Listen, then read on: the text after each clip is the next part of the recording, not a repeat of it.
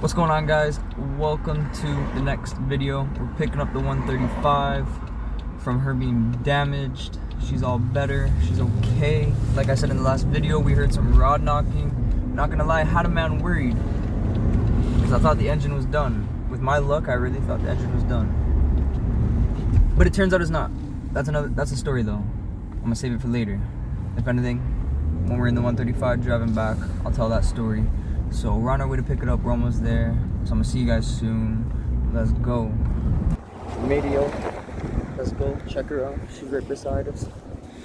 She's hella dirty though. But that's okay. We can take care of that.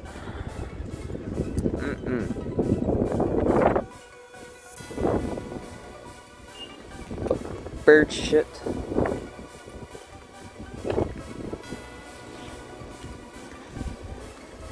Go pay the man. What's going on, y'all? We back home. We just picked up the 135, brought it back. Ton of traffic, so I didn't even bother recording in the car. And even then, so after I explain everything, you guys will understand, but I had to keep the revs basically to around 3-4 tops. Just for a little bit.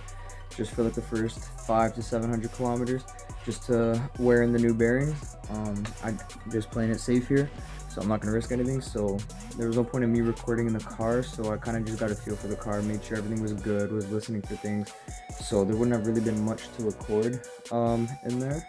But yeah, so basically, story time. Here's what happened.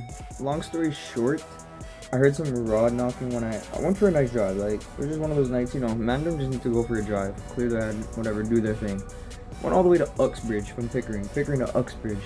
That's the drive I went on. By the time I got back, and then on the way back, I went to go see my girlfriend. I went to go see Nat, and we posted up at Fairview. Everything was still fine. Car was not making any noise and stuff like that. By the time I got home, literally just down the street, around the corner, I started hearing some weird, like, knocking noise. I was like, excuse my French, what the fuck is that? So by the time I got, like, once I got around the corner, pulled into the driveway, told my dad to come outside, and I was like, yo, just come listen to this, like, give me your opinion.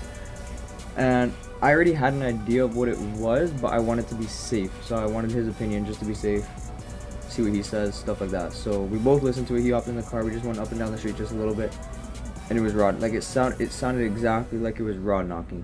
And I was like, there's no way.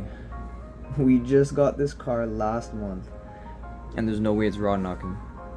I checked everything. It didn't want to tell me the oil level because there's no dipstick.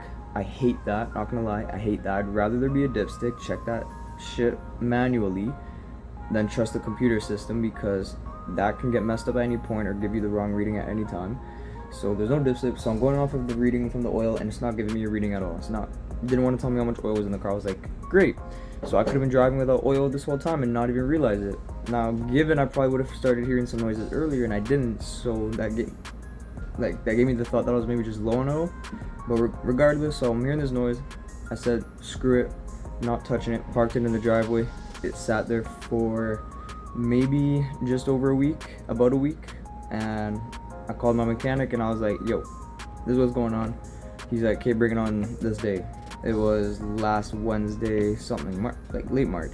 But basically, I didn't have the car. He had the car for just more than a week, and I wasn't driving it for about half a week. So we were out of the car for maybe 2 weeks. But it is what it is. It's all fixed now. So I had it towed over to him. He got to work on it. Basically, long story short, the bearings were worn in, decently worn in. Just replace them, put the new ones in. So that's why I was keeping the revs to 3,000 around, even lower. I'm just wearing them in for the first 500 to 600 kilometers. I'm not risking nothing. Just get them worn in. After that, we'll go for some nice pulls. But besides that, that fixed the noise in the first place. So we're like, okay, maybe it was just that. And he checked the oil when he emptied it out, all that. And there was no metal shavings, nothing like that. So that's a huge bonus right there. You don't want metal shavings in your oil. It's a big sign that you're gonna need a new engine. So I got real lucky there. And so after he kept checking, he was starting to put everything, just to cut to the end, he's putting everything back together. Everything seems fine now until he puts the air compressor back in. wrong air compressor, like completely wrong air compressor. The belt on the compressor is too big. It was just a mess. Turns out that's what most likely caused all the problems. It was screwing the car over. So we told him to get a used one just because a new one was gonna be about 600, and I wasn't sure how much I was already dropping just to fix the other stuff. So I said, okay, for now let's just put a good used one, and then a couple weeks, whatever, save up some money once I go back to work after Corona decides to end or whatever. I'll put a new one in, no problem. Like, that's fine. That's not an issue. So for now we have a used one that's gonna last. That can last us a while. So, but a new one's always better. So that's gonna come soon. But yeah, so that basically just screwed everything over. Told him to replace it, and after that he put everything back together. We got the call today. Went and picked it up, and yeah, that's what happened. Don't put the wrong parts in your car, kids.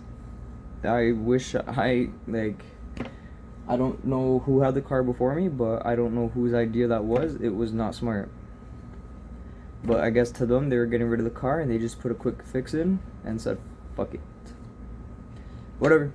It's all fixed now. It's all better. She's running perfectly fine. We're in some serious traffic, but she was running perfectly fine, so there's no more issues. We're just gonna let her get worn in a little bit, get her back to where she was, and then we'll start having some fun again.